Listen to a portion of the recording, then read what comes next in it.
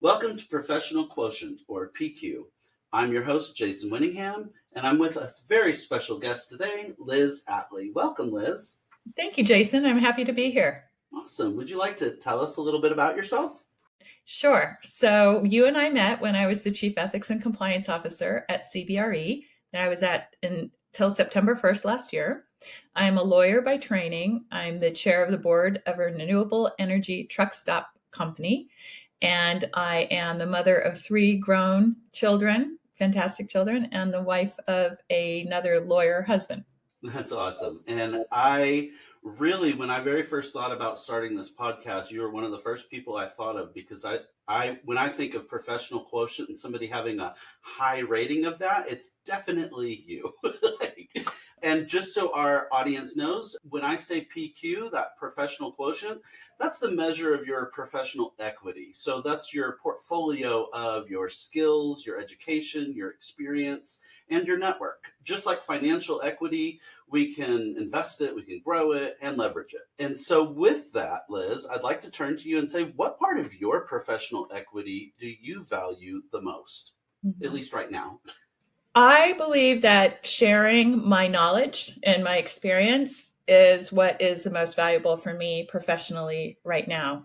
So I do it now in a number of ways. I mentor probably about 15 people at all various levels, professionally, in law school, also in transition. I also am part of a group called How Women Lead and How Women Invest. So I'm actually putting money behind women-founded firms and trying to make sure that we have an advancement of women in professional roles, CEO roles, founder roles successfully. I'm going to be teaching at USC Law School next spring, so I'm putting together my class for that. And I am serving as an observer on one board, and then again as chair of another board, looking for more board roles. Oh, that's awesome. I personally really love that. Let me step back. When I think of somebody with a high PQ, sharing our knowledge base and our wisdom, that to me is like when you've hit the top peak of like legacy. And legacy isn't something that it's when we're at the end of our life, it's where we're at the beginning of somebody else's journey. Right. So where we encounter them with that and we're empowering them. And I personally can say that you've been a fantastic mentor to myself as well. And so I absolutely agree with you. That's a powerful aspect and value in your professional equity portfolio. So thank you for sharing that and sharing that with lots of people. That's awesome. Mm-hmm. Everybody has different stages in their professional career, for sure. And it's interesting when I look back on where I am now and how I've gotten here, it hasn't been alone. It shouldn't be a journey that you feel like you're on your own. In my mind, invite others to be on it with you, because you'll only strengthen your network and you'll also strengthen your opportunities and get to know what's open, and then you can decide whether or not to take advantage of them. I always have raised my hand, but that's kind of a different part of this conversation, I think. That too is a valuable aspect of your professional equity, which is your own personality and being able to really easily engage in that way. But there are obviously a lot of challenges to overcome when it comes to building up our professional equity as well. Mm-hmm. Are there any challenges that you've overcome that you feel comfortable sharing with us? Mm-hmm. Well, yeah, I think one of the biggest challenges that I feel like I hear everybody has is believing in themselves. So it's called imposter syndrome, but I hate that term just because I don't really feel as though there should be any real term for it. I just think it's something that you really have to understand, that you have the potential or the capacity or the knowledge or the experience or all of the above for whatever that next role is. And even if you don't have it 100% or it hasn't been tested yet, doesn't mean that you shouldn't be there or can't do it.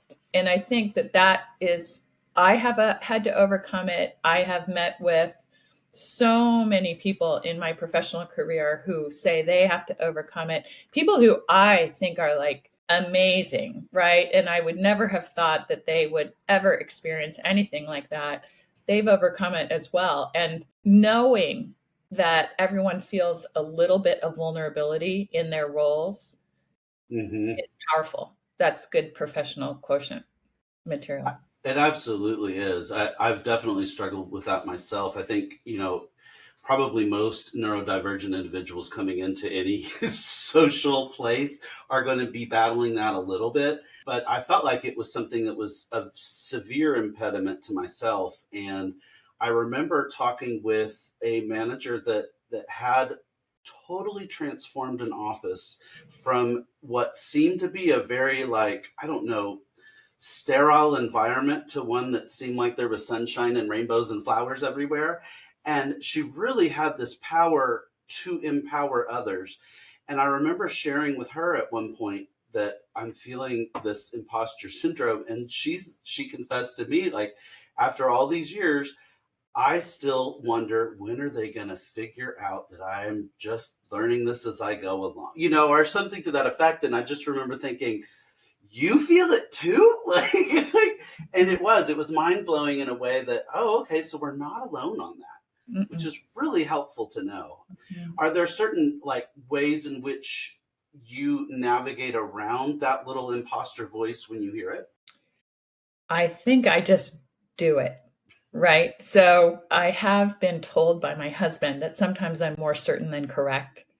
And I think that's a really important skill or value that I have is of course, I'm more correct when I have to be, like legally oriented questions or anything having to do like that. I definitely am prepared and I do my homework, which is another thing. I mean, you have to prepare and do your homework as if you're not qualified, but uh, so if you go in prepared, you have to be certain. So let me give you another Mm, example, not at all professionally related. I was a referee for my kids' AYSO soccer teams. And part of the reason I loved refereeing was, of course, I'm a lawyer. I love the laws of soccer. But the other part is I love the exercise. I love being out there. I love seeing all of the kids. You couldn't ref your own kid's game, of course, but I love seeing all the other kids in the league. And one of the things that you were taught is make your call and stand by it. Because you're going to have mm, parents saying, that's not right. That's not the call. You don't know what you're talking about. And so, you go in and you make your call. And even if it's not entirely right, like maybe you called an indirect kick where you should call a direct kick, or you called a foul and it shouldn't have been a foul, or you have to stand by. You have to be certain about it because mm, you are in charge of the tenor of the game. mm-hmm, And I think that was a very instrumental part of me thinking about, okay, when you're in that position, you are in charge of the tenor of whatever, the mm-hmm, meeting, the project, the game. So make your calls and be true to the call. mm-hmm. I like that. It shows me with that analogy too that if you were going back and forth and re-debating things and re-litigating every decision, that game would basically never come to an end, Right, probably. Like it's keeping structure, it keeps a flow. That makes a lot of sense. I like right, that. right. I like to personally, when I have the imposter voice in one ear, I like to think of it as that little, the little devil and the angel that pop Yeah, up on your shoulders in a cartoon and they're whispering what to do. This one tells you what you can't do. And then I call it the reposture voice. So the imposter and the reposture, and the reposture voice that says basically, like, you don't know how to do this, and then this voice says, actually, you've done a lot of things that mhm, lead to that, or mhm. you don't know anything about that industry. Actually, it's really easy to learn, just look it up. So it's kind of the back and forth. And but unfortunately, the imposter voice doesn't seem to go away, at least in my own life. It's still there for anything, but it's getting the reposture voice to be louder, and Right. and then they kind of become guides. Like, you don't know enough about this, okay, we'll learn it. like, like So that's how I'm trying to navigate it, but it's always because I think so many people do battle with that Mhm. I'm always curious how other people, Mhm. quiet that voice, or if they listen to it, but then yeah, however they do. And part of it is understanding that you're prepared. You're Mm, prepared. Even in the soccer analogy, I went through hours of training and learning the laws and trying out before I got released onto a field, right? I'm prepared. You're going to get it right every single time, all the time. No one does. But you're no. prepared and you go in and you do it with confidence. And that will, other people will then have confidence in you, seeing as, you're being the leader. So it's important. Absolutely. I can also see other challenges with using the soccer analogy. I played soccer growing up, and it was one of those moments that really, it's one that I won't forget, where one of my teammates fouled somebody very, very like blatantly. And then after he knocked him down, it was a rainy game. He put his head on the back of the other guy's head and mashed his face into the Oh my mud, gosh. and he rightfully got red carded, in my opinion. I watched it. I was on the field, not very far from where this all happened. And I heard all of the parents, not some, like all of the parents. Well, I can't say all, but it sounded like a chorus of the parents from my team's side yelling at the ref, "Come on, which game are you watching?" And I was just thinking, it is weird to me how when there's team play and team dynamics, people don't see reality all the time. They see what they want to see or what. And so being in a leadership position where you're literally the one making those calls, that's got to put a lot of pressure on. And I'm sure in the professional world too. So how do you deal with that kind of pressure? Hmm. I think you have to meet the people where they are. Well, first of all, how real is the pressure? Like, what are you building up the pressure to be? So, if Mm, you're, let's say, the project leader on the mission to Mars, right? There's mm, pressure because you've got to get the people in the rocket to Mars and back, or, whatever that is. That's billions of dollars of equipment. That's pressure. And sure. how you let that get to you is all in your professional capability, right? Again, Hmm. they're not going to put you in charge of the mission to Mars if you don't know what you're doing. So I think part of it is you have to understand what you're doing. Even if Hmm. you've never done it before, you know what you're doing. You know you have the components. You've been through the components before.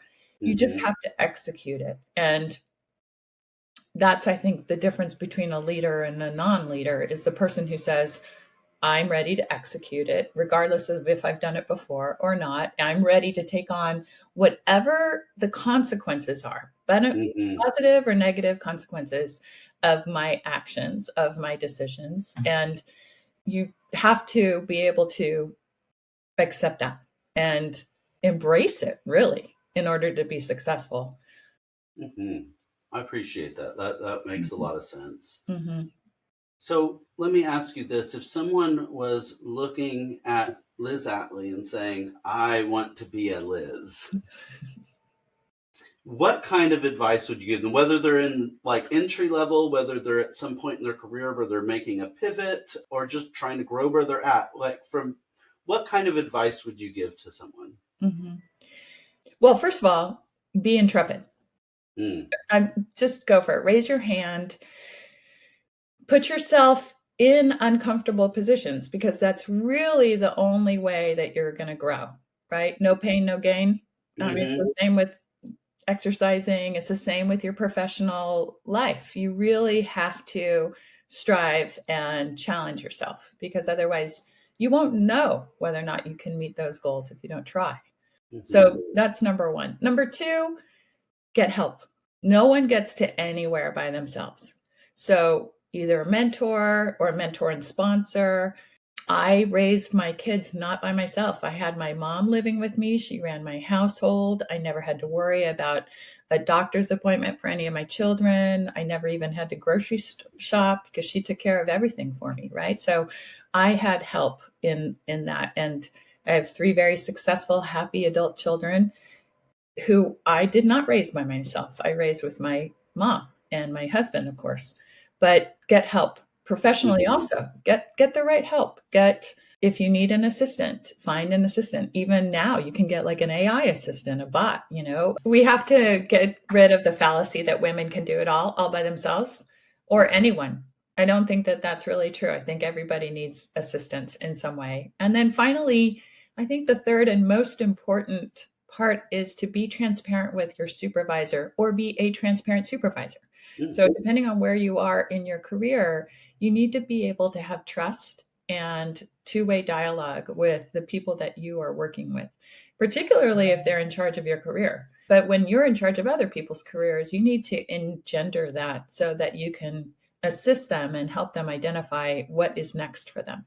Transparency is something that didn't necessarily come easily for me, especially in the workplace, because I had a lot of fears. Like if I let them know I'm neurodivergent, they may think less of me and not give me projects. Or especially when I very first entered the professional world, I was the only out gay person in the office at the time, and that too was like I don't want to voice that too much because everybody's gonna judge me and think less of me or not give me opportunities. Mhm. How do you be brave in those moments and just be and and share that transparency? Mhm. I don't think you can just barge in and be transparent. You have to engender the trust of someone to be able to then open up to them. So it might be a several step process. Mm, You I think building the relationship is important first, right? And understanding that most everybody, I won't say everybody, but most everybody will have the will to help you succeed. So if I have someone on my team, I want them to succeed. And if there's something that they're holding back, which may or may not influence, but most likely will influence how they come to work, what they bring with them, how they feel at work, hmm I would want that to come out. So I would start with just chatting about, who are you? How are you? What are we finding yourself in today? And if that person responds positively, then we kind of move through the process of getting to know each other and building that relationship that leads to transparency and trust, right? hmm Similarly, if you're kind of talking to your boss about this, you have to have a relationship that you build with that person. For example, I had a boss that was really a tough guy at another company, and no one liked him, to be honest. Like, hmm no one liked him. He had a tough guy approach. And I sent him an email, and then I accidentally sent it again. I sent it twice for some reason. And he emailed me back kind of snotty, like, I didn't need this twice. And I wrote back to him and I was like, oh my God, how frustrating. Of course you didn't need this twice. I'm really sorry about that. And he wrote back, it just seemed to melt that ice. And he mm wrote back. And then from then on, we had the best relationship when I put myself in his shoes, right? Like, ugh, why is everybody emailing me so much? Right. And so I put myself in his shoes. I kind of got to know why is he being so jerky, for lack of a better term. And he turned out to not be that bad of a guy. He's a very nice guy, and we got to know each other better, and we're still friends. And that was, 15 years ago. So it's building the relationship and putting yourself in that person's shoes, especially if they're your boss. How do you make their job better and easier? And who are they bringing to work? hmm And then you go into the transparency mode. That makes a lot of sense. And building trust is really kind of being authentic when you're meeting Mhm. with people and just putting it out there. And to be honest, authenticity is a huge part of being able to navigate professionally any zone that you're in, and also to raise your professional quotient. You did teach me a lot of that with being transparent with the team of brokers I used to work with my boss at the time, and then with a whole new team of individuals when I took on a new role. And I think that helped me way more than I knew it would at the beginning of that journey. Mhm. And being able to build authentic relationships is something that's really built up what I kind of consider one of the most valuable parts of my professional equity, which is that network of individuals that I now have as my community and people that I can reach out to and say hello to, and that we get to lift each other up. And that's such a privilege to have people to do that with. And I guess I'm saying all that because I'm also really chiming in on what you shared about we're not in it alone. And I don't know anybody that could honestly say they've done everything alone anyway. I know we live in a culture that's kind of pat ourselves on the back. I pulled myself up by my own bootstraps, but unless you've created your own company and created every little bit of it, then I don't see how that's ever the case. Because even then, with a community, like if you have your own company, you still need customers or you still need clients. And so there too, it's always a partnership with other people. So I appreciate you saying that because I think that's so true. We are not alone. No, and there's no one that's pulled themselves up by bootstraps. I mean, Mm-hmm. really, if you look at every kind of self-made story, it's opportunity and where people have found opportunity or been given opportunity or stepped into the opportunity that's presented to them, Mm-hmm. right? Oftentimes, we're our own worst critic. We don't allow ourselves to step into that limelight or into that opportunity. We either feel like that's not really for us, or it's too scary, or that's the thing that, I'm not worthy of that. It's really having a healthy command of authenticity, who you are, Mm-hmm.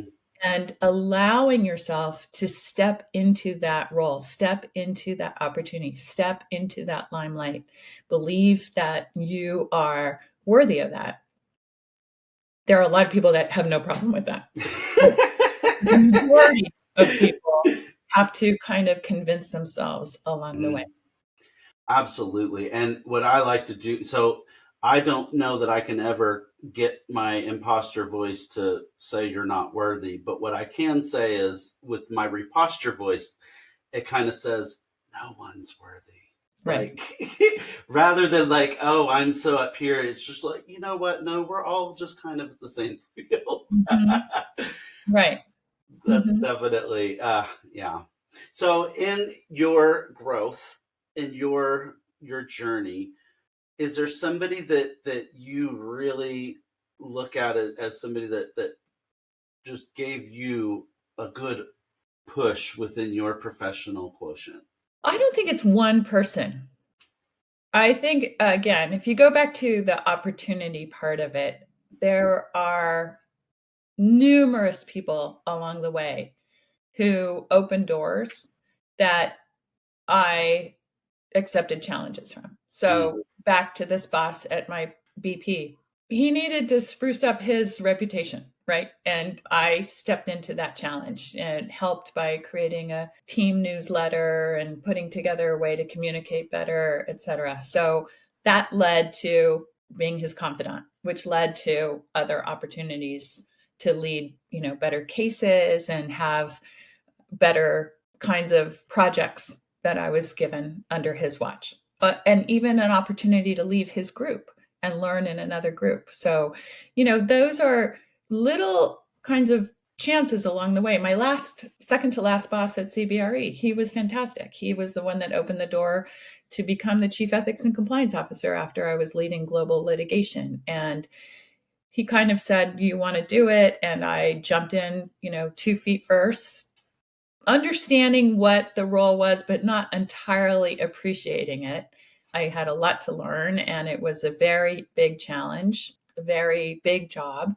And yet he opened the door and I walked through it. So it wasn't really, I don't think anyone that was pushing me along, but opening the doors, I would say, is more along the lines. well, and you took on a fearlessness aspect to walk into that as well, to put 2 feet forward and say, I'm going to do this. Not and the reality is nobody ever knows the fullness of what any role will look like until they're absolutely living it.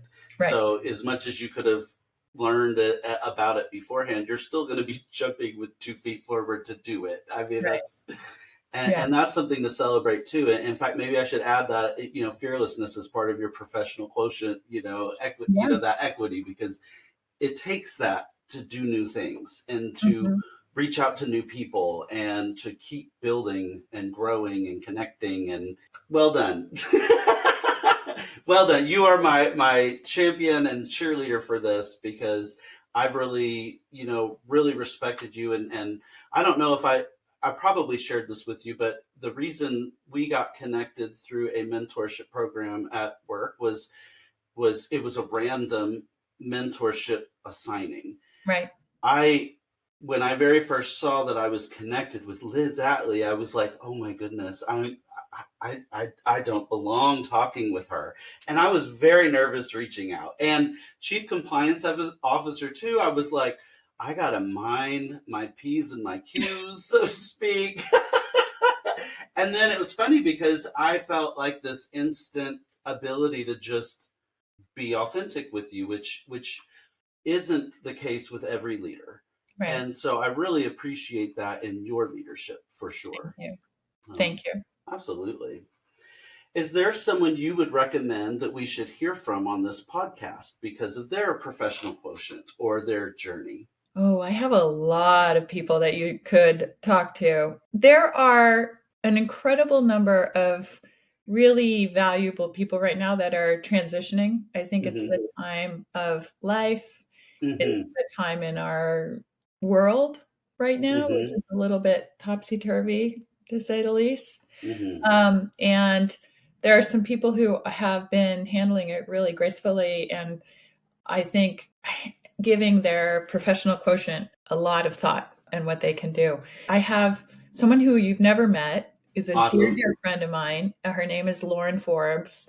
She is one of the most successful private real estate, so home real estate brokers in a very hot market here in Manhattan Beach, Southern California. Nice. I know her because she's a lawyer. We worked at the same law firm, our first law firm out of law school together. And she is also a certified meditation teacher and has been through a lot of transition in her life. And she is brilliant and so generous and has an amazing professional quotient. I would recommend her. I'd be happy to have you meet her. Awesome. I'll take it. Thank you. Yeah, she's fantastic. Awesome. And before we end this podcast, I would love to hear we have this bonus part of our questions. If you would like to share either a book, a quote, a habit, something that helps you, or someone who's helped shape your journey, or a recent moment where you felt valued and seen, your choice. So I think, well, of course there are books, right? There are lots of books. One that I kind of go back to which is really interesting because it's an old book and it was recommended to me by my first boss at CBRE. And it's written by the couple presidents ago from USC, Stephen Semple. And it's the Contrarian's Leadership. And it's about how to lead on a personal level without disrupting hierarchies. So kind of keeping leadership as it should. Again, going back to kind of the soccer ref, here are the laws, here's how it works. But raising whatever your opinion is, even if it's contrarian, in a constructive manner. And it's a very short book. And it's really, I remember my boss recommended it to me like 3 times before I read it. And then I read it, and it really has been something I've gone back to a couple of times to help me with leadership and handling difficult conversations, or how to handle the different levels of hierarchy when you have them, when you're leading that. So that is a little jewel that no one really knows about. And then I will say that recently I felt seen as chairman of the board of this startup. So like most startups, we have a founder who probably has a little ADHD because he really is like all over the place. Brilliant guy. And we had a difficult situation with some marketing spend that he wanted to do and that the board didn't feel was timed appropriately. So I had a very difficult task ahead of me in running the board meeting and making all the different voices heard, and yet keeping everybody's level of respect up for each other so that you weren't No one was getting, kind of bunked over the head with anything. And so we went through it. We came to a conclusion. And at the end, I got lots of separate remarks from the different board members and the founder thanking me for how I handled that situation. And so it was new to me. I'd never kind of handled that kind of situation before. I went in again, confident, maybe not 100% correct, but confident about what I thought we needed to do and respecting everybody, which I think was really an important part of it. Absolutely. It sounds like you were leading a team forward rather than tearing down when there was an obstacle. And that really, that's awesome leadership. That's not, I guess, every leader doesn't do that. And so it's like a breath of fresh air when leaders do. And especially when you are able to take lots of different pieces and hold them together, that's a skill set in and of itself. Mm-hmm. And so well done. Thank you. Yeah. Thank you so much, Liz, for joining us and sharing your knowledge and your wisdom here. We very much appreciate it. And it's good for us all to remember that unlike our IQ or our emotional quotient, our EQ, we can easily and always be raising our PQ. We just have to keep learning, building, and connecting. Until next time.